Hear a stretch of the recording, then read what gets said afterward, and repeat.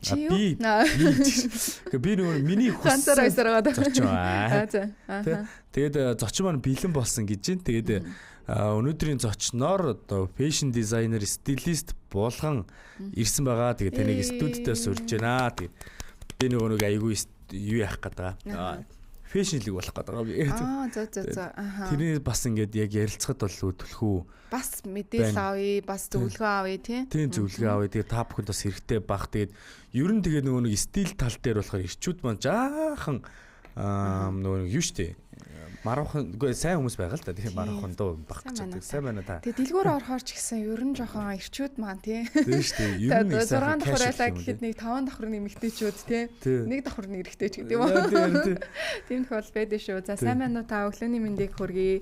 Чихвчээ зөөгээд микрофоноо өөртөө сунгаад сандлаа жоохон татаад өөртөө тухтаа суугаарай. Яг өөртөө гоё тухтаа суугаад.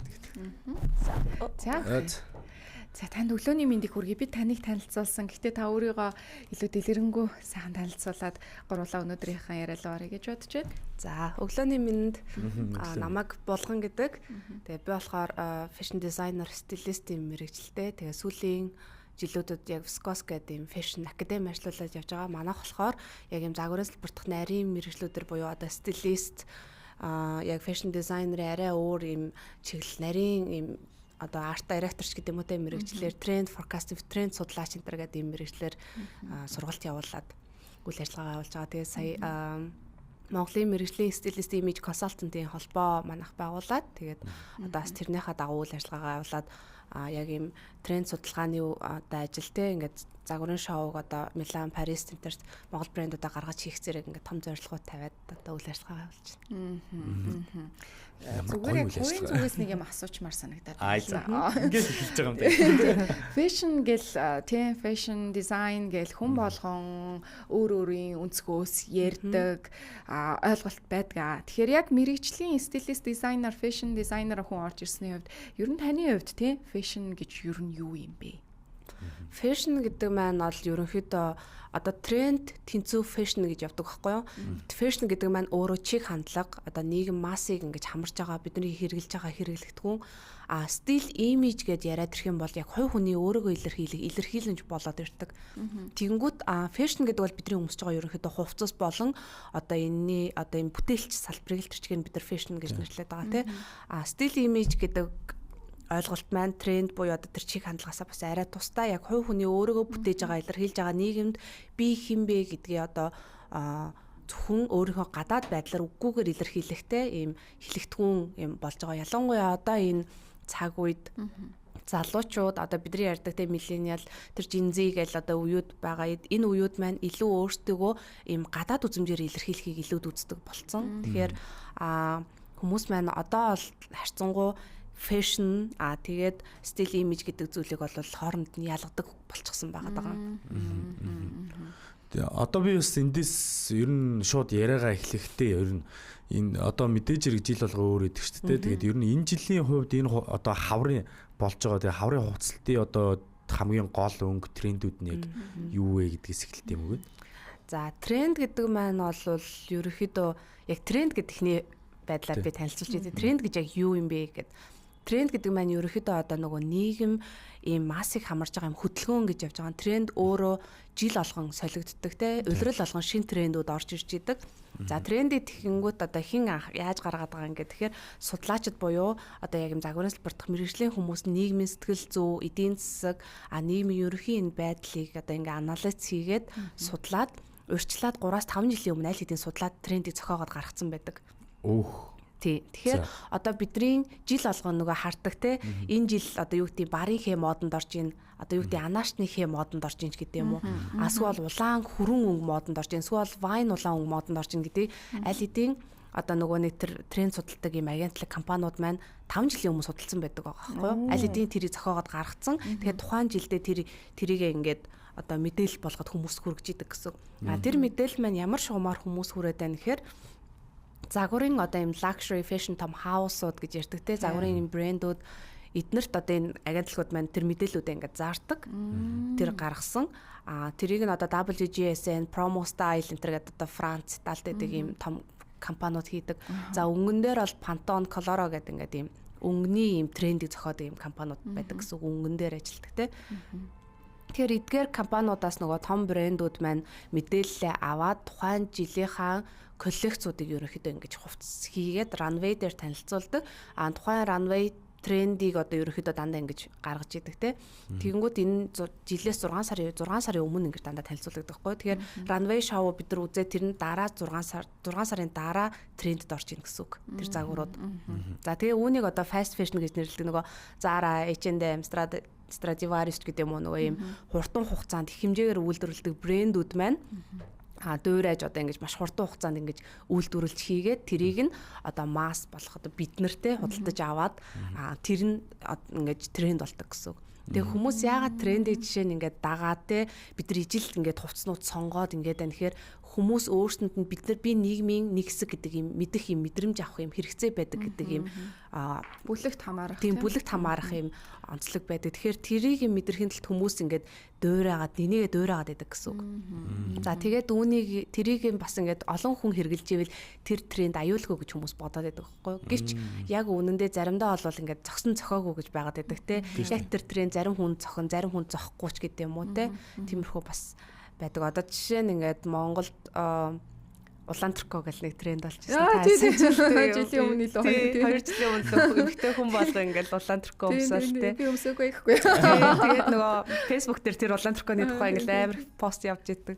За тэгэнгүүт одоо жишээ нь эн чинь ингээд зохиомлоор ингээд үсээд үүнийг одоо ингээд жишээ нь олны танил хүмүүс celebrity одоо юу гэдэг юм бидний залуучуудын дагдаг нөгөө Hailey Bieber, Kendall Jenner ч гэдэг юм уу те. Одоо иймэрхүү ингээд celebrity хүмүүс тэр трендийг ингээд цацдаг гэсэн үг байна. Одоо сошиал медиа дээр ингээл нэг стори гэл тэрийг нь огтуч юм уу ингээл эмхтэйчүүд эсвэл залуучууд дуурайгаал ингээл хувцалж эхлэх нь өөрөө тренд үүсэж байгаа гэсэн үг. Тэр ямар сонирхолтой юм бэ? 5 жилийн өмнө аль хэдийн тодорхойлцсон байдаг гэдэг зүйлийг анх удаагаал сонслоо. Тэр ямар газар гэсэн бэ? Тэр нөгөө WGSN гэдэг юм том trend forecasting-ийн хамгийн том компани байдаг.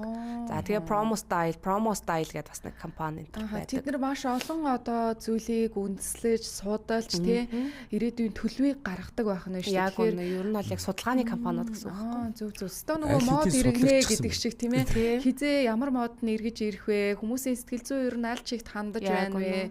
Гэл олон зүйлээр тулгуурлаж байгаа л трендийнх нь чигийг гаргацсан байдаг байх нь шүү дээ. Тэгэхээр одоо яг мэрэгжлийн одоо хүмүүс бол жишээ нь 27 28 оны трендүүдийг аль хэдийн одоо мэдээд одоо үйлдвэрлэлийг хийж явах хэрэгтэй гэсэн үг байгаа байхгүй хувцсныхаа коллекцоо тэгээд нийгэмд одоо танилцуулах хэрэгтэй гэж явах. Тэгэнгүүт одоо түрүүн асуусантай яг 26 оны жишээ нь өнгө чиг хандлага юу байсан бэ? Хаврын чиг хандлага гэхээр жишээ нь одоо энэ жил 26 он тэр чигтээ илүү нөгөө quiet luxury те чимээгүй одоо нөгөө хит их ийм лого те ингээд нэг ийм хашгираантай дуутай гэдэг шиг ингээд нүдэнд харагдаг том лого нөгөө ирээн бараан хувцлууд маань тренд модносоо гараад ийм чимээгүй цэвэрхэн ийм хувцлууд жишээ нэг модонд орцсон те. Тэгэхээр нөгөө жилээрээ ярих юм бол 26 он тэр чигээрээ нэг ийм эко, органик гэнтэр юм илүү нөгөө slow living буюу юм удаан хэмнэлттэй амьдрах нөгөө fast fashion гэдэг түргэн хугацаанд маш их ингэж одоо солигдоод байгаа хэрэгцээнээс хүмүүс ингээд ядраад залхаад юм удаан амьдралын хэм маяг руу илүү шилжих юм төлөвтэй жишээ нь байгаа. Тэгвэл энэ хавар одоо юу гэдэг түүнийгээ дагаад нөгөө материалууд нь жишээ нь трендэд орж ирэхдээ илүү юм зөөлөн одоо гэрэлтдэг торон материалууч гэдэг юм уу те ийм цацагтай энэ трендүүд. За өнгөний хувьд гэх юм бол бас 26 оны бол өнгөний хувьд жишээ тэр чигээр нь одоо ийм тод ийм үе гэж ярьж байгаа. Тод өнгөнүүд маш их ийм vibrant тод өнгөнүүд бол 26-нд айгүй зөнхөлж байгаа одоо цэвэр өнгөнүүд 25 онд бол жоохон mute жоохон ийм цэхэрдүү төрлийн өнгөнүүд бас айгүй их ингэж тренд болж исэн. Одоо болохоор илүү ийм тод цоглог өнгөлөг өнгөнүүд жишээ нь модонд орж байгаа. За тэгээд дээрэс нь нөгөө Pantone гэдэг юм өнгөний компаниас тухайн жилийн одоо яг өнгийг бас ингэж тодорхойлдог буюу бүтэн нэг жил ингэж модонд байдаг өнгийг тодорхойлдог. Энэ жилийнх болохоор Cloud Dancer гэдэг юм үүлний цагаан өнгө болвол энэ жилийн өнгө гэж явж байгаа юм. Тэгэхээр энэ Cloud Dancer гэдэг энэ үүлний цагаан өнгө маань ерөнхийдөө одоо ингээд хувцснууд дээр те үйлдвэрлэлд брэндүүд жишээ нь энэ цагаан өнгийг ашиглаж агиох ингэж хувцас үйлдвэрлэж байгаа гэдэг юм уу. Тэгээд одоо ийм Capri Blue гэдэг одоо нөгөө нэг юм далайн иргэн цэнхэр өнгийг санагдуулсан юм цэнхэр усан цэнхэр өнгө байх жишээтэй. 24 онд ч юм уу 25 онд жишээ илүү юм гүн одоо Burgundy улаан өнгөний хувьд бол Burgundy өнгө гэж бид нар ингээд нэг юм улаан хүрэн байсан тий хүрэн улаанч гэх юм уу. Энэ жил бол илүү юм тод юм шүрэн улаан өнгө жишээ нь зөнхөлж орж ирэх төлөвтэй байж гэдэг юм уу иймэрхүү байгаа. Тэгээд хаврын удирдлын хувьд бол яг ийм одоо зөөлөн кашмирын зөөлөн материалууд те энэ нь болохоор яг нөгөө slow living буюу ийм удаан хэмнэлттэй илүү идэлгээтэй илүү ийм эко те байгаль ихтлгээтэй илүү холбогдсон ийм өнгөнүүд за earthy tones гэж ерөнхийдөө ярьдаг. Энэ болохоор илүү газар дэлхийн өнгө гэж ярьж байгаа бол байгалийн өнгөнүүдэнд давмгаалсан юм өнгөнүүд бас энэ хавар айгүй их бас орж ирэх юм төлөвтэй байгаа. Тэгэхээр загварын хувьд бол илүү нэг тийм одоо хурдан тийм хуучрахгүй тийм энгийн мөртлөөсөө юм дулаахан ч гэдэг юм уу би дэвтэйхэн гэж бас ойлгож болохоор би дэвтэйхэн яг үн тэгээ дээрэс нь нөгөө хуучрахааргүй тийм нэг классик яг үн одоо нэг хэсэг чинь нөгөө oversize гэдэг нөгөө юм том пижак том мөртэй хувцснууд айгүйх модонд орж исэн те.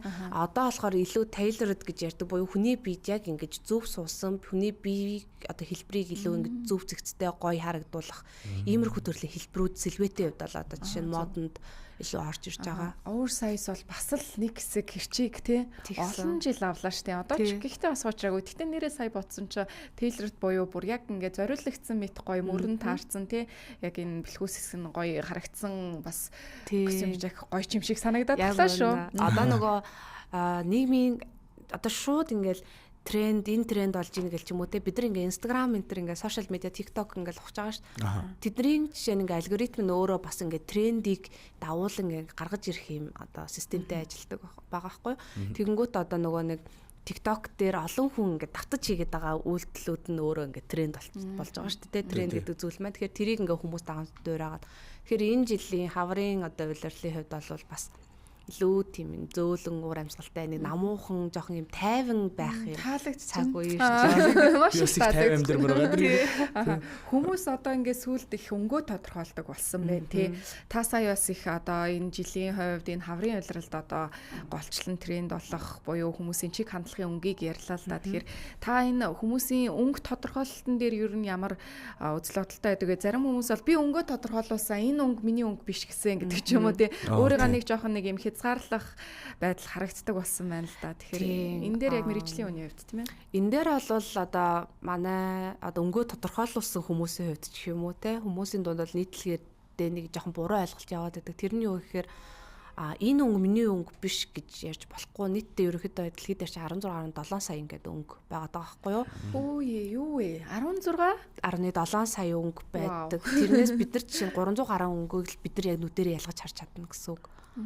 Тэгэнгүүт тэр өнгө маань өөрөө системээрээ одоо ингээд контраст те ингээд хүй өнгөч гэдэг юм уу ингээд янз бүрийн өнгөнүүд байдаг. Тэгэнгүүт танд одоо хөх өнгө зохино цэнхэр өнгө зохгүй ч гэдэг юм уу те иймэрхүү нөгөө дулаан хүйтэн гэж нэг өнгөний юм хооронд ялгаа яриад байгаа шүү дээ. Тэр нөгөө өнгөнийхөө тооныг яриад байгаа байхгүй юу?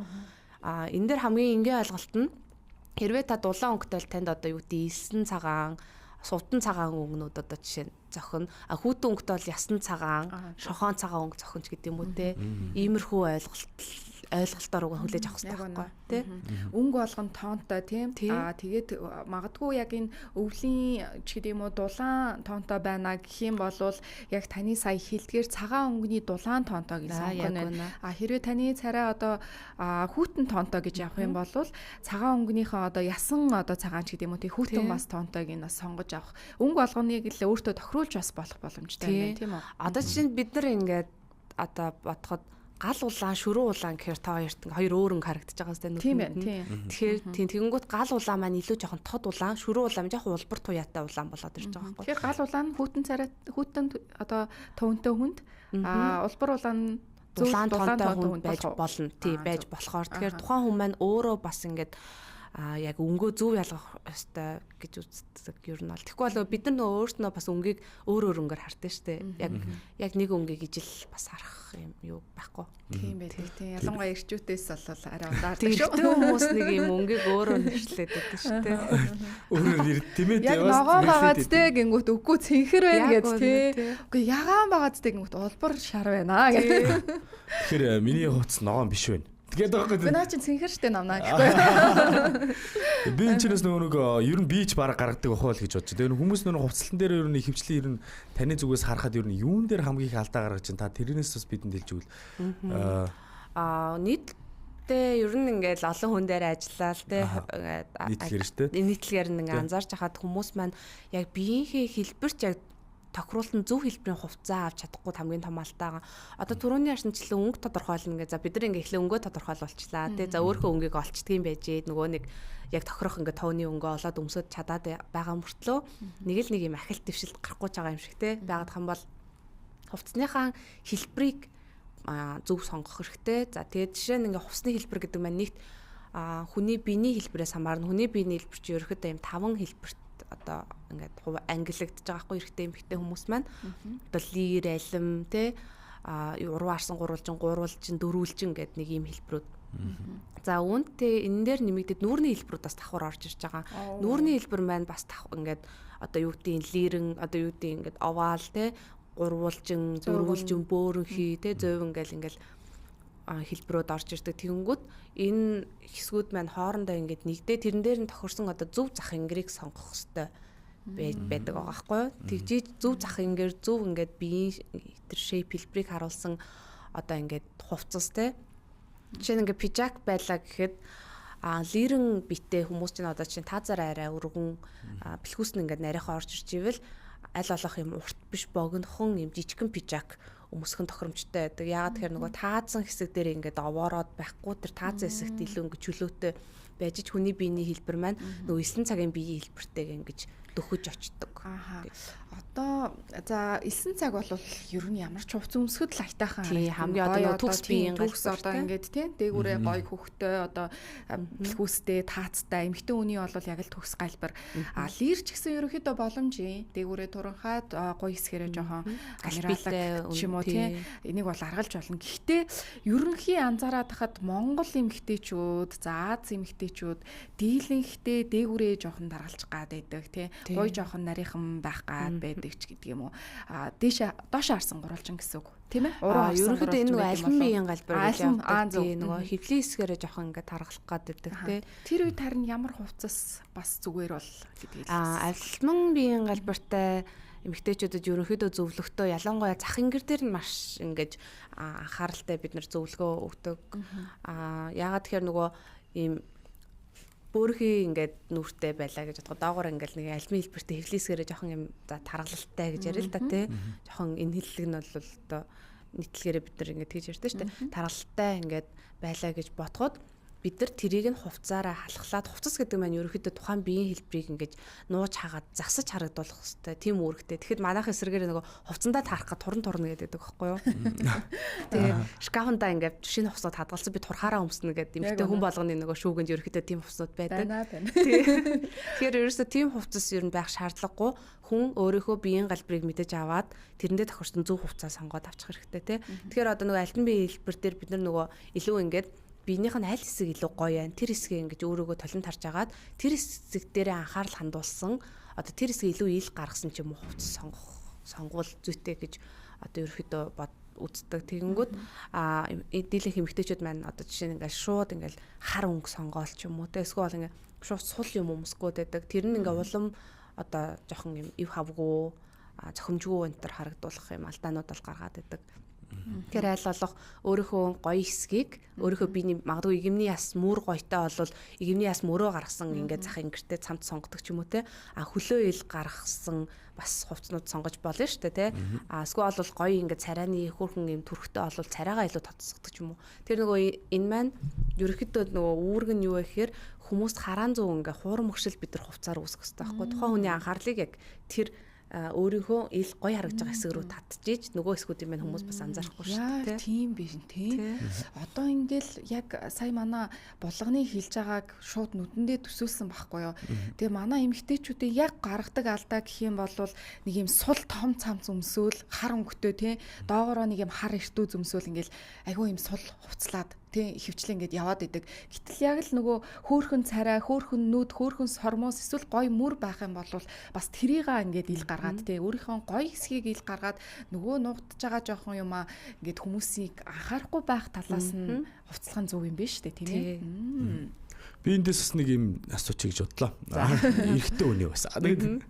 За яг нөгөө нэг офс одоо албан хувцлалт ер нь бол одоо ажлын байран дээр гараад хүмүүс ер нь өмсөж байгаа шүү дээ. Яг одоо харьцангуй арай өөрчлөгдөд чөлөөтэй болох гэдэг шиг байна. Гэхдээ зөв миний хувьд болохоор офс хувцлалт энэ хавар ер нь хэрхэн өөрчлөгдөх бол тэ энэ талаас та мэдээлэл байлиг өгч. Офс хувцлалт маань бол ерөөхдөө одоо илүү нөгөө casual тэ формал өдөр тутмын хувцастайгаа бас ингээд жоохон холилдоод ирж байгаа. Гэхдээ офс хувцлалтын дээр бол нөгөө нэг зангааг одоо залуучууд маань аль болох бас ингээд хэрэглэхээ болчиход байгаа шүү дээ. Тэгэхээр нөгөө нэг юм гой сороочиг өмсөө эсвэл layer up хийж бас өмсч болно. Тэрний өгс өглөө. Одоо давхарлж ингээд тэ татвараа ингээд гоё юм хоолойтой сороочиг өмсөө дээгүүр нь ингээд сороо юу дээ пижака өмсөж ч юм уу тэгээ балтаа өмсөгч гэдэг юм уу. Иймэрхүү нөгөө давхарлаж өмсөх техникүүдийг бас ашиглаж болно. Ерөнхийдөө нөгөө офс хувцас маань ингээл нэг хүүх цагаан сороочиг тэгээд нөгөө байдгал нэг юм хар хөх өнгийн пижак гэдгээс ойлголтоос бас арай уур болсон. Тэгэхээр нөгөө бас ерөнхий трендээ дагаад илүү бас юм гоё зөөлөн шаргал бор юм байгалийн өнгөтэй бас тиймэрхүү нөгөө өнгнүүд эрэгтэй хүмүүст айгу гоё зөгтөгтэй. Тэгэнгүү залуучууд маань өөртөө нөгөө ингээл тод байна. Хитрхи ингээд амар юм цэмцгэр байж гэдэг юм уу тэгээ гангалцсан харагдаад байна гэх гээд байдаг. Тэгээ ер нь бол юм илүү casual мөртлөө гоё юм зөөлөн материалын хувьд гэсэн гоё юм материалууд ингээд тааран cotton тэ цэвэр юм илүү юм гоё бит сууж өгдөг материалуудыг бас сонгож болно. Tailor-д хувцснууд бас сонгож болно. Хэрэгтэй.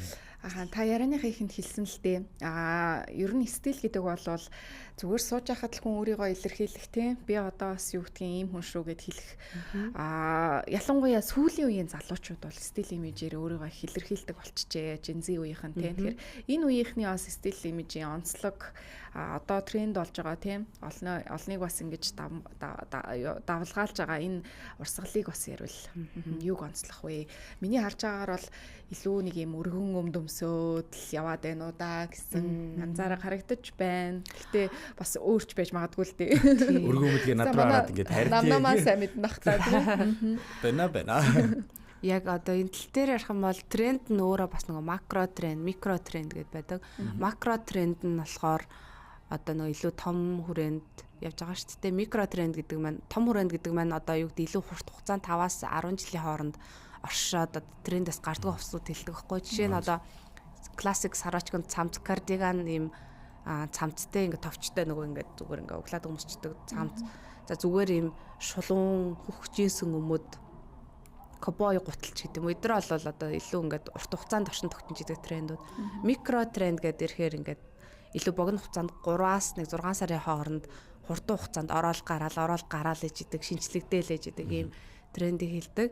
Залуучуудын хувьд ялангуяа нэг 20-оос өсвөр насны хүүхдүүдээс одоо нэг 20 настай залуучуудын хувьд гэх юм бол fat тренд гэж орж ирдэг байхгүй юу? Fat тренд гэдэг нь бүр ингээ 3 сарын хугацаанд ч юм уу те ингээ бүр илүү хурдан хугацаанд орж гарч идэг. Жишээ нь ингээ opium style те бид нар нөгөө нэг та хүүхдүүд чинь бас яажсэн бол үдчихсэн болч гэдэг юм уу нөгөө Sigma boy энэ төр гэлтэй дээ. Тэд нар маань бас нөгөө тэрний нөгөө стил нөгөө нүүр амаа ингэж ингээл те тэд нар нэг юм үйл хөдлөлүүдийн хүртэл трендийг ингээ үүсгэсэн байдаг. Тэгвэл залуучуудад иймэрхүү стилүүд бас аюу их ингэж хурдан хугацаанд орж гарч идэг. Тэрийг нь бол одоо бид нар бас тодорхой их хугацаанд анзаардаггүй, тийм гүйцэхгүй те сошиал медиа одоо ингээд арай өөр ингээ алгоритмаар ажиллаж идэг ч гэдэг те. Тэгэнгүүт нөгөө яг тэр Gen Z үеийнхэн гэж одоо за арай залуу үе гэдэг утгаар нь ярил л та. Тэдний үед бол нөгөө айгүй олон төрлийн стилүүд байгаа. Гэхдээ тэр дундаа одоо харьцангуй яг ингээд нэг стилээ дагнаал тэд нар ингээд би бинийгээ бас дуурайхаас илүү бүлгэн болоод яг өөр өөртөө илэрхийлсэн тэр стилээрээ ингээд бүлгэмүүд болоо group болоод ингээд нэгтсэн байгаа байхгүй юу залуучууд. Тэгээд нөгөө би бинийгээ хайж олоод стил имиж те нөгөө амьдралын хэм маяг лайфстайл бүх юмараа ингээд нэгдээд нэг юм бүлэг үсгээд өөр стилүүдийг ингээд үүсгээд яваад байна гэсэн үг. Тэр нь болохоор тухайн залуучуудын одоо нэг хэсэг ингээд тэр соёлыг ингэж үүсгэж байгаа залуучуудын соёлын дундаас одоо илүү ингээд уран бүтээлчгээд те одоо юу гэдэг урлаг уран сайхнаас бас ингээд трендүүд аяг үүсэж байгаа хгүй тэр дунд ингээд оршиж байгаа залуучуудаас л ерөнхийдөө үүдэлтэй. Тий. Одоо би эндээсээс нэмээд асуунаа отох. Нэмээд асуу. Тэгээд одоо ер нь хитрхи их бүгд тэр эмхтэн хэрэгтэй. Эрэгтэн хүн ярьцгаая. Тэгээд ер нь зүгээр ингээ хөвдөө би бас ингээ өөрийгөө бол нэлээ лаг тренд дагаад байгаа ч хүн гэж бодохгүй байна тий. Тэгээ ер нь айгүй би зүгээр өөрийгөө бол нэг юм кэжуал туслаад идэм болоо гэж боддгийн зүгээр ингээ өдөртөө ингийн тэгээд ер тэгтээ тэр чинь цэвэрхэн байх хэрэгтэй. Тэгээд нэг иймэрхүү. Тэгтээ би ер нь бол ингээ дотоод нэг хүний хүсэл байна л та ингээ арай өөр тий ингээ улаан тэрхүү хүмүүс болж юм шиг. Нэг цаанаасаа нэг шал өөр намнан гарч ирмэж биш. Тэгээ сайн нөгөө бид нар ярьсанчлаа нөгөө нэг нилээ өөрийгөө илэрхийлэх юм жидэр гэдэг байгаа шүү дээ. Тэгээ би ер нь өөрийгөө нилээ хүчтэй харагдуулъя гэсэн бодолтой байдаг байхгүй юу. Тэгээ би хүчтэй гэдэг тодорхойлтын хувцсыг бол өөрөө ч ойлгохгүй нэ. Тэгэхээр одоо нөгөө нэг яг хувцалчий гэж бодож явж итэл нэг хажуунаас гинт манайхан нэг монголчууд тэгээ залуус маань өнгө гэж хараад ирсэн. Тэгээ явж байгаа би яг хувцс шууд сонголт хийж чадахгүй болоод ирсэн байхгүй.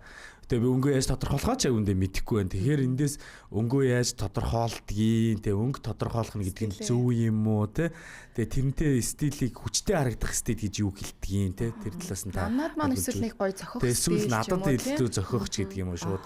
Энэ дээр бол одоо миний хувьд бол яаж ажилладаг вэ гэхээр одоо миний хувьд манай академи те манай ингээд хамт олонны бид нар бол стилистүүд маань яаж ажиллаж байна гэхээр за нэгт ярих юм бол өнгө тодорхойлно гэдэг маань ерөөхдөө стил тодорхойлохын нэг юм элемент наагаад байгаа байхгүй юу. Тэнгүүд та одоо өөрийнхөө яг та хоёр маань ингээ өөртөө стилийг тодорхойлуулъя гэж одоо бодъё л та тийм стилистээр очиад. Тэнгүүд бид нар юу гэдэг вэ гэхээр өнгийн тодорхойлно. Биеийн хэлбэрийн тодорхойлно. Эхлээд та ямар бие галбартай юм те танд ямар хэлбэр сэлбэттэй оснуудыг бид нар өөрч ингээ санал болгох юм. За араас нь нүүрний хэлбэрийн тодорхойлно те танд ямар нүдний шилнүүд зохих юм, ямар эмэг бөгж зүйлтнүүд тодорхой ингээд тохирох юм гэдэг. Эдгээр бол ерөөхдөө хамгийн одоо элементарны анхан шатны одоо үцлэг гэж ярих юм уу те нэг онцлогоо явагдаж байна те.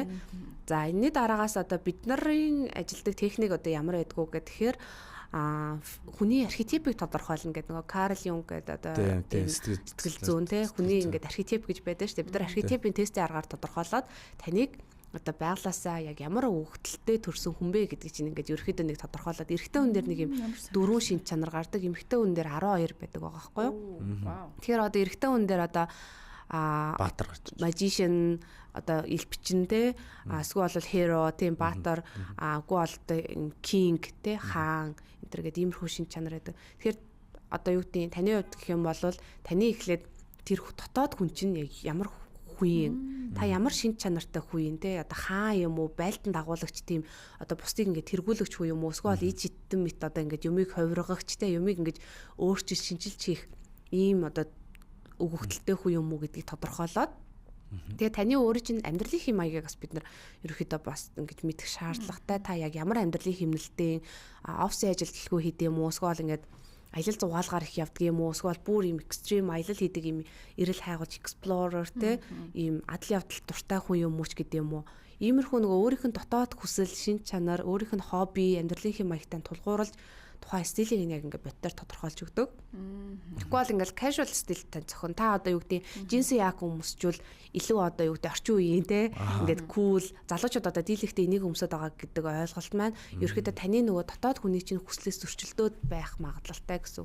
Тэгэхээр магадгүй та бид нар ингээд тань джинси яг санал болгохдоо тэрэн дээр чи таныг дахиад хүчтэй илэрхийлж өгөх жижигхэн деталь нь аксессуараар ямар аксессуарыг санал болгох юм те эсвэл танд бүгжийг санал болгох юм уу эсвэл бугуувч ингээд зүүдэг байвал та илүү жоох юм характертай хүчтэй харагдах юм уу ч гэдэг юм уу те шилнийх нь арамыг эсвэл өнгийг нь бид нар арай өөрөөр төгс сонгож өгье ч гэдэг юм уу иймэрхүү байдлаар нөгөө стилээ арай хүч нэмнэ одоо ер нь бол манайхан ингээд стил имижтэй хүн те ингээд стилээ өөрчлөх гэхээр ингээд 100% бүр амар ганган болоод гараад ирэхийг ингээд бодоод байдаг гэвчиг бид нар чи өдөр болгон тийм амар гангуй хуцлаад өдөр болгон ингээд амар сүртэй ингээд байгаад байх боломжгүй учраас ерөөхдөө л өөрийгөө зөв илэрхийлээд нөгөө илэрхийлэнч маань таны signature look буюу таныг ингээд байнгын нэг хүнд ингээд одоо тий нэрийн хуц болсон л одоо юм look имижийг бүрдүүлэх ёстой байдаг ер нь бол тэгэхээр маш одоо бас ойлгомжтой тайлбарлаа гэж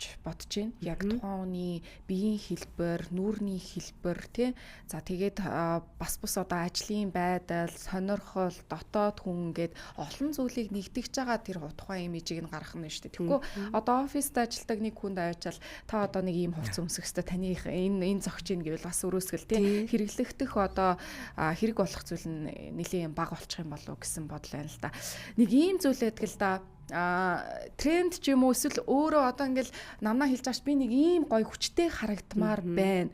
Гэхдээ уг хүн нь нэг дотроо хүсээд байгаа боловч цаанаа нэг зоригддгүй ч юм уу тий хүмүүс юугээд хэлчих бол би ямар харагдах болж гэдэг юм уу тий. Тэгэхээр ер нь одоо энэ загвар гэдэг чинь фэшн гэдэг чинь өөрийнхөө хүсэж байгаа ямиг өмсөж чадахгүй байна гэдэг чинь одоо фэшн биш юм ач гэдэг юм уу бас нэг тиймэрхүү ойлголтууд байдаг шүү дээ. Тэгэхээр энэ дээр монголчууд маань бас нэг жоохон алдаад байдгүй хүмүүс юугээд хэлчих бол гэдэг бодлоос улбаалаад тий ихвчлэн нэг жоохон нэг юм энгийн ийм одоо юм casual те өдөр тутмын хувцас өмсөд байдаг болов уу? Та энэ тал дээр юу гэж боддог вэ? Одоо энэ яг таны асууж байгаа асуулт бол яг бидний одоо хамгийн том нүүр тулдаг асуудал гэх юм уу?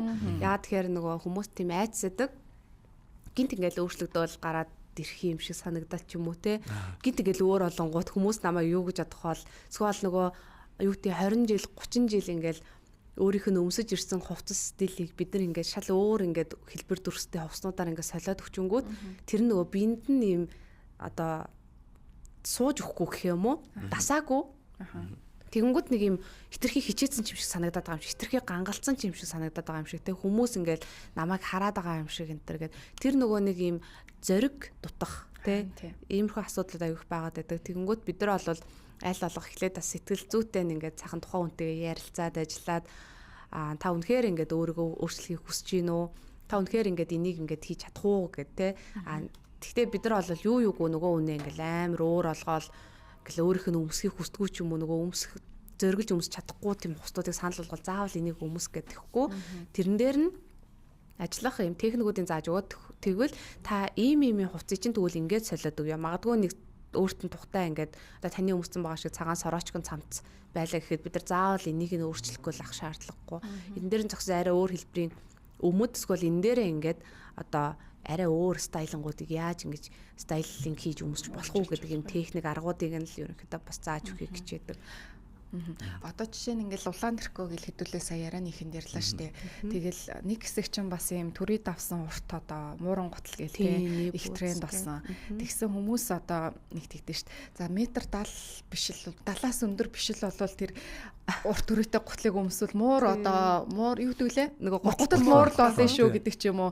За аль эсвэл за метр 70-аас өндөр болвол наад улаан тэрхөөгөө өмсөөрөө гэдэг юм уу нэг юм сошиаллаар жоохон бүлийч гэх нь хаашаа гэдэг нэг тиймэрхүү юм явдаг штэ. Гэхдээ уг хүн маань бас өмсмөр байгаад байна шүү дээ. Метр 60 байна уу 50 байна уу тий 40 байна уу хэд байдیں۔ Бас тийм урт гутлан өмсмөр байна, тийм улаан тэрхүү өмсмөр байна тий. Тэгэхээр энэ бас эргээд заавал хүн бусдад сайхан харагдах гэхээсээ илүү өөр өөрийнхөө өмсмөр байгаа юмыг өмсөх нь бас жинхэнэ утгаараа фэшн байж болох уу?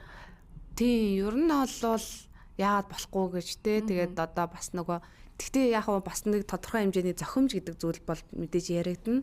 Тэгээ юу юугүй ингээл би өөртөө таалагдж ин бусдыг надад хамаагүйгээд нөө зохгүй үнэхээр байж ч те тэрийг ингээ хүчээр бас өмсөд явах нь тохиромжгүй л те. Гэхдээ яг өөртөө яг зөв магадгүй ингээд намхан нуруутай эмэгтэйчүүд байлаа гэж бодоход бас нөгөө урт төрөйтэй готлон өмсмөр шүү дээ өвдөг давсан.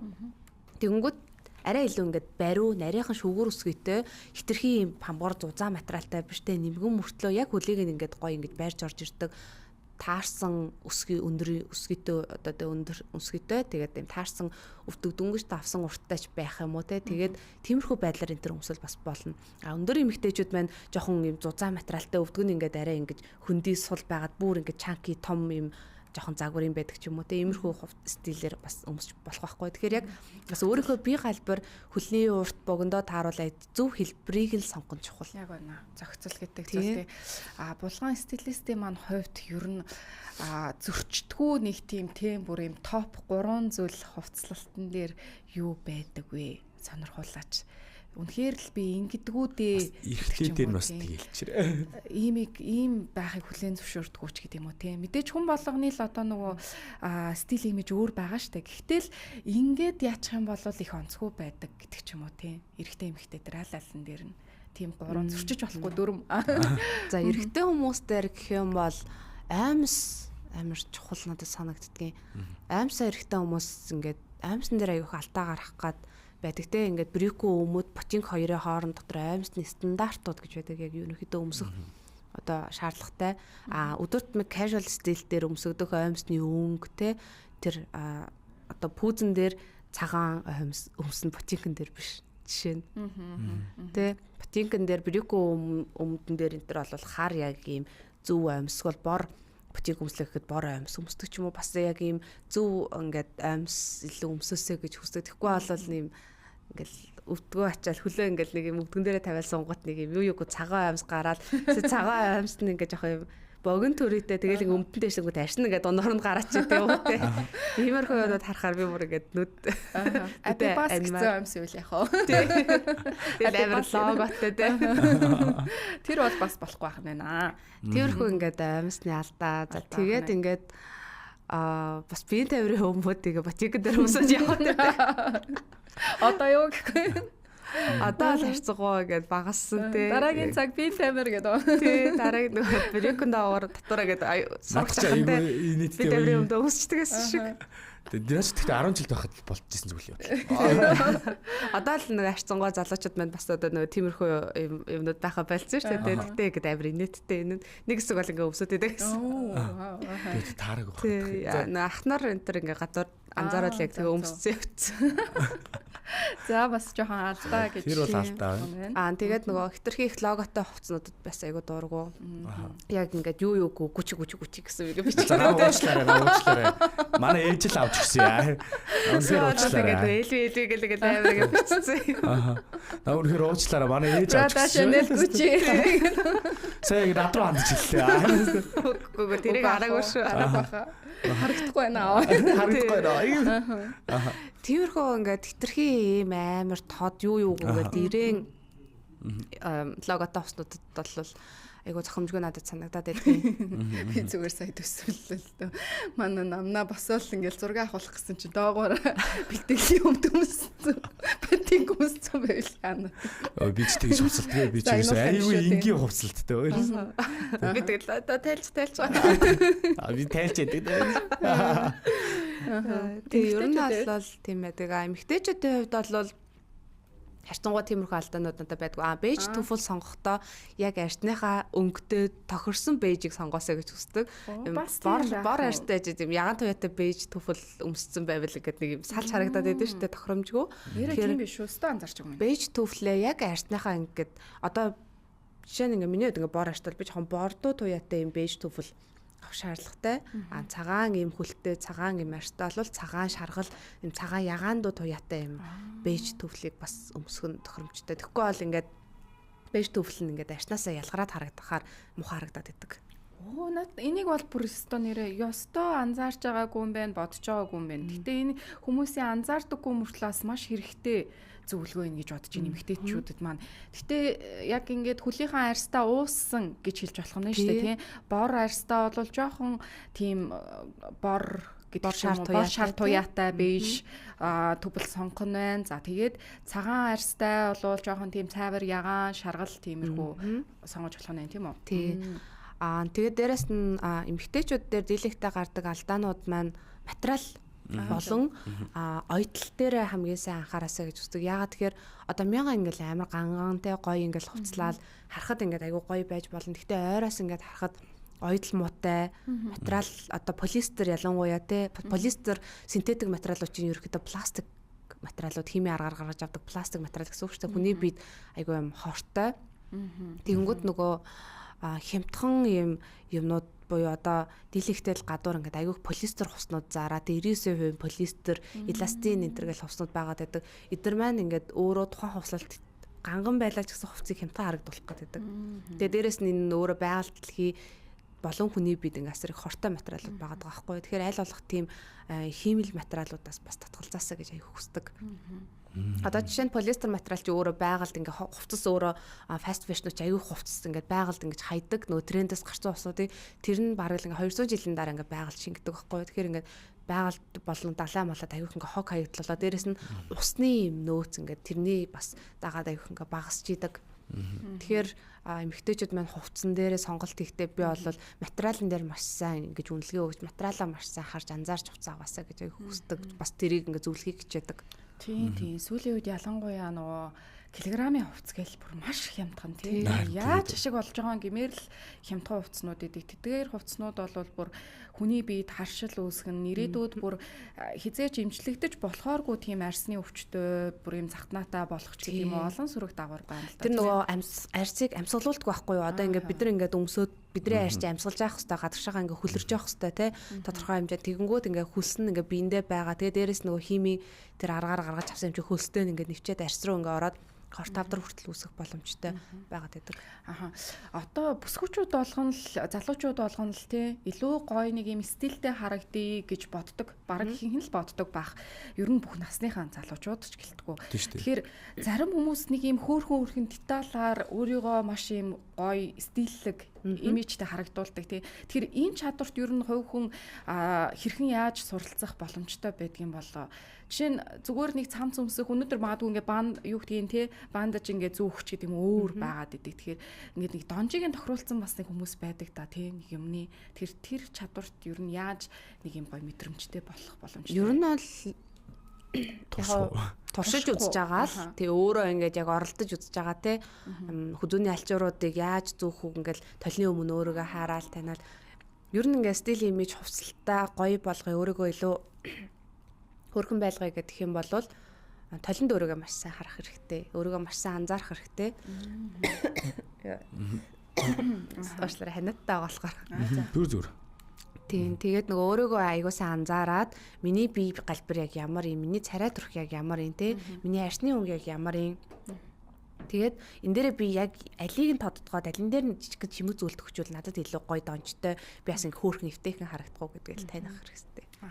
Бас нөгөө яг ийм стил имижийн бас гоё ийм видео хийдэг, зураг тавьдаг бас хүмүүсийг дагаж тэдгээрээ бас нэг ийм өөр дээрээ туршиж үзэгч гэдэг юм уу тий. Тэгвэл бас их тохирч байгаа тохирохгүй байгааг нь харахч гэдэг юм уу. Иймэрхүү байдлаар practice байдлаар тий бол бас үр дүнтэй ах болов. Тэгээд нөгөө сошиал медиа дээр тийм гоё стил зөвлөгөө өгж байгаа хүмүүсийг бас гоё дагаад тий Instagram, Facebook дээр одоо нөгөө манай академи төгсөн шавнараас айгүй их тийм гоё зөвлөгөөнүүд өгдөг болцсон. Би энэ дэр гэхдээ яг манай Монголын хувьд би бүр яг үнийг хэлье. Би үнэхээр яг үнэндээ болохоор аливаа зүйлийг бол чаддаг хүнтэй нь яриад тэгээд хийчих энэ илүү ажил төрөлтчдөр амьдралд айгүй хурдан гялс байх гэж боддог байхгүй. Ер нь яг ажлын л журмаар шүү дээ. Тэгээд тэнгууд яг чаддаг хүнийг нь би олъё гэж би үнэхээр хайсан шүүгээр тэгээ би эрэгтэй хүнийхийг олоогүй. Тэгээд би зүгээр хөвдөө болохоор манай Монголд эрэгтэй стилист гэдэг юм уу эрэгтэйчүүд рүү хандсан зүйл ер нь байхгүй дээ эрэгтэйчүүд маань өөрийнхөө тэрнлөө ханддаггүй юм шиг байгаа. Ханддаггүй учраас мэдээж ирдэг чинь эрэлт нийлүүлэлт тэнцүү ингээ явж явах хэрэгтэй юм. Эрэлт нь арай бага учраас тэнцээ явахгүй л байгаа юм л да. Гэдгийг бол хараад бор зүрхээ. Тэгээ би одоо өөрөө бол бор зүрхээр ямааргүй байхгүй яг үндэ. Тэгээ одоо ингээд жишээ нь одоо саяны яригдсанчлан практис хийх зүйл бол тоглоомчгүй маш их мөнгө яригдах зүйл байхгүй. Одоо би энэ трендийг дөөрөж үзэхэд бол тодорхой хэмжээний ийм хувц авч өмсчиiдэг өмсдөл тэр нь өөрөө таарахгүй зогхгүй байдаг. Тэгээ би нөгөө хайрын мөнгө те тэр чинь бас нэг мөнгө гараад байгаа шүү дээ. Хувц чинь бас тодорхой хэмжээнд бас яг үнийг хэлэхэд бол хямдхан биш шүү дээ. Хямдхан хувц бол байгаа. Гэхдээ би хямдхан хувцсуудыг бас тодорхой хэмжээний бас нөгөө нэг сая бидний ярьсанчлан хорт авдар үсгэгч гэдэг юм нэг ийм юм бол далтуураа байдаг болов гэж бодож айгаад санаа зовоод ер нь бол гайгүй дайжгүй үнэтэй хувцсуудыг сонирхохоор хичээж авдаг байхгүй. Тэгэхээр би юу хэлэх гээд байна гэхээр одоо би одоо ингээд танаа байгууллагт ер нь ингээд эрэгтэй хүний стилистийг гаргахаар юм байгаа юу тэ байдгүй зөвхөн ингээд дан эмгтээчүүд рүүгээ суурилж гинүү гэдэг л асуулт байгаа юм л да. Итали академид хамтарч ажилладаг. Тэгээд тэр академиас бид нар аль бие усны сургалтынхаа эрхийг ингээд тэр програмыг аваад Монгол яг ингээд академиараа дамжуулаад монголч стилистүүдээ ингээд хичээлээ ордог. Энэ жил бол харин харцангуй бид нар эрхтэй дээр илүү төвлөрье гэж бас төлөвлөсөн байгаа. Яагаад тэгэхээр ялчгүй нэг таны хэлж байгаагаар эрэгтэй стилист бол байхгүй. Тэгээд айгүй тутмөгчлээ залуучуудаас ингээд санал тавьдаг. Эрэгтэй стилийн ингээд тодорхойлуулъя ч гэх юм уу те. Эрэгтэй стайлинг дээр ингээд ажилтгуу гэд. Тэгэхээр энэ орон зай бол маш тутмаг байгаа нь үнэ. Би бас нөгөө өөрөө яг хувьдаа ингээд амар олон стилист гэж хайчиж байгаа шүү дээ. Ер бараг тэгээд хайлтаар бол ингээд тэгээд тэр болгон хүмүүс рүү ороход дандаа эмэгтэй хүмүүс байна. Тэгээ би тэр эмэгтэй хүн болгон л битсэн. Сайн байна уу ингээд навт иргэдэг. Тэгээд ингээд би танаар зүгээр ингээд боломжтой бол эрэгтэй тренд бишээ эрэгтэй стил гаргах уу те надтай яд ч нэг ярилцаад ч юм уу ингээд юм боломж байгаа болоо. Тэгээ ингээд яадаг бол мол гэд асууж үзсэн бохоггүй. Тэгээд үнэхээр сонирхолтой надад хинч хариулт өгөөгүй. Бүр синго анцаахгүй. Тэгээд би тэндээс ойлгосон юм болохоор энэ хүмүүс нэгт мэддэггүй болол тэгж байгаа юм болоо да. Тэгээд эсвэл зүгээр мэддэг байсан ч гэсэн за юу ч хэрэгтэй хүн дээр инклюдтэй гэсэн болоо гэсэн юм байна гэд. Тэгээд би зүгээр хувьдаа болохоор зүгээр асууж байгаа асуулт нь болохоор ер нь стилисттэй хүн одоо нэг хэрэг стилистгүй хүн хоёрын ялгаа бол мэдээж цаг хугацаагаар хэмжиж байгаа бах. За тэгээд стилисттэй ер нь урт хугацаанд хамтрах хэрэгтэй байд юм уу? Нэг удаадаа хамтардаг юм уу? Тэр талаасаа та бас ер нь стилисттэй ингэж хамтардаг шүү гэд бас тэрнээс хэлж өгвөл. Ер нь бол одоо стилистүүд маань эрэгтэй стайлинг дээр ажилдаг. Гэхдээ яг нөгөө арай ховор гэх юм уу? Бидний хувьд гэсэн эрэгтэй стайлингуудыг бол хийгээл явж исэн тодорхой хэмжээнд. Гэхдээ тийм амар их биш эмхтэйг бодвол те. Яг стилисттэй ингээд та ажиллаа гэхэд таны ажил мэргэжил болон одоо ерөнхийдөө одоо карьер бүх юмнаас ч хамаарал ингээд та стилисттэй нэг удаа ажиллах уу урт хугацаанд ажиллах уу гэдэг бас сонгон зүйтэй болов гэж бодож байна. Яагаад тэгэхээр нэг удаа зөвлөгөө аваад яг өөрөө ингээд сураад бид нар бол тухайн үндэ ингээд бүр ингээд дадал болгоод гэрт нь очиж шкаф шүүгийг нүртэл янзалж өгөөд те дадал болгох гэж бол аль болох хичээдэг. Та ингээд яг энийг ингэж хослуулж өнгөсөн шүү гэх тэгээ гарын авлага бэлдэж өгөөд энийг амьдралдаа хэрэгжүүлээд ингээд суулгаарай гэд магадгүй та ингээд олонний танил ч юм уу те ингээд байнгын одоо ингээд та яш ингээд үзэгчтэй хүмүүс байнг гардаг иймэрхүү байлаа гэж бодоход урт хугацаанд ажиллах юм бол одоо арга хэмжээ янз бүрийн өөр ингээд хөтлөлт янз бүрийн ингээд чухал үеүүдэд стилистээсээ ингээд дор бүрээ зөвлөгөө аваад эсвэл өмнөөсөө ингээд шопинг хийлгүүлээ ч юм уу явах боломжтой. Nice. Яасан гоё. Тэгээд би бас нөгөө эндээс нэг өөрийнхөө хувийн зүгээс чинь сайн нөгөө архитект бид нар тодорхойлдог. Тэгээд ингээд нөгөө хувийн яг бүх юм гаргадаг гэдгийгсэн шүү дээ. Тэрийг яг одоогийн байдлаар ер нь эрэгтэй хүн танаад их боломжтой байдаг болоо. Бага эрэгтэй хүн дээр хийж яасан. Тэгэхээр нөгөө яг харьцангуй нэг эмэгтэйчүүд жишээ нь 10 байлгаад эрэгтэй нэг байлаа ч гэдэг юм уу те тэгж ажиллаж байсан. Харин би нөгөө асууж байгаа одоо яг болно шүү дээ те болох. За. Манай намнаа очих гээд байгаа юм байна та тийм ээ. Болдог бол те. Тэгээд өнөөдөр бол маш хэрэгтэй үн цэнтэй гоё цаг үеийн те сонирхолтой мэдээллүүдийг өглөө. Тэгээд цаг цаваа гарган ирсэн мэдээллүүдээ харамгүй хуваалцсан фэшн дизайнер, стилист болгон танд маш их баярлалаа. Тэгээд хамт ярилцаад их таатай байлаа. Баярлалаа. Та бас намайг ингээд урьж оролцуулсан. Бас ярианыхаа төгсгөд ханаатай болохоор нэлээ ингээд хоолой энэ төр ячлаа.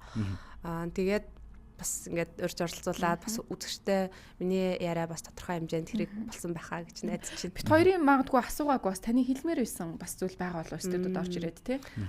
Ер нь бол одоо манай нөгөө стилист имиж консалтантын холбоо саяхан байгуулагдаа. Тэгээ бид нар бол ер нь ингээд нийгмийн гоо зүү тий гой сайхан ингээд эмэгтэйчүүдийн болон одоо яванда эрэгтэйчүүд рүү орох гэж байгаа. Одоохондоо л эмэгтэйчүүд дээр явж байгаа. Эмэгтэйчүүдийнхээ бас ингээд гоё юм лайфстайл юм дээр нь гоё ингээд анхаарад мэргэжлийн зөвлөгөөнүүд өгөөд нийгэмдээ гоё юм бүтээлч юм соёлыг ингэж түгээхийг маш их хичээж байгаа манай стилистүүд нэгдээд тэгээд саяхан одоо бид нар Францын мэргэжлийн нөгөө тренд forecasting хийдэг promo style VWGSN гэдэг хэлсэнтэй тэрний promo style-ийнх нь Монголд аль бие усны ингээд төлөөлөгч компани болоод ажиллаж одоо утгагүй эхэлж байгаа. Тэгэхээр бид нар нөгөө Монголдо одоо дэлхийн трендүүд тэр нөгөө 2-5 жилийн өмнө тодорхойлсон трендүүдийг Монголдо бид нар санал болгож боломжтой болж байгаа гэсэн. Тэгэхээр бид нар нөгөө энэ мэдээллүүдээ брэндүүд, бутик дэлгүүрүүдээ хувцас салбарт одоо бизнес эрхлэгчдэд мэдээллүүдээ хүргээд тэд нар маань одоо ингээд яг дэлхийн трендийг дагсан хувцас үйлдвэрлэл болон бизнесийг ингээд одоо явуулж маркетинг сурчлагаа болон одоо коллекцуудыг бүтээх боломжийг одоо бид нар аль нээж өгөхийг одоо процесс дээр явж байгаа. За бүр Монгол нөгөө мод монголоор дагч гэлөө үг байдаг штэ. Тэр бол үг бол бүр цаашаа болж байгаа юм биш штэ. Тэгэхээр бид нар эхэлдэг болчих штэ. Зэрэг бид нар ингээд дэлхийн тавцантай одоо ингээд зэрэг модыг ингээд бас хөгжүүлж явмаар байгаа байхгүй. За окей тэгээд ирээдүйн бас энэ гоё үйлстэн тий. арт иргэдээ монголчуудыгаа тий гоё одоо стилтэй имижтэй эн чинь бас нөгөө хүний соёл шүү тий нөгөө хувцаар нухтаж ухаанаар нүдтэй гэдэг үг байдаг тий тэр их үйл ажилд нь амжилт хүсье болгоно да. За баярлалаа. 2026 онд амжилт хүсье. Баярлалаа.